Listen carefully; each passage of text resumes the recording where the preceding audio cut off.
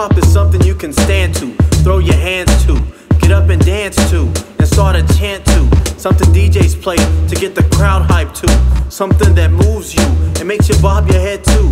B-boys, they wanna come and just up rock too. Backspins, windmills, they wanna pop lock too. MCs wanna come and just freestyle too. Wanna get up on the stage and just rock with you. They see me checking the mic, they wanna check 1 2 1 2. Microphone checks 1 2. To the graffiti artist, it's pure inspiration. It fuels the imagination and promotes creation.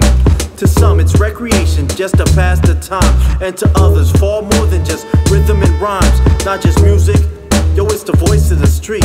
Heard on corners, in ciphers, found on walls or in beats. It's not a color or race, a brand or a face.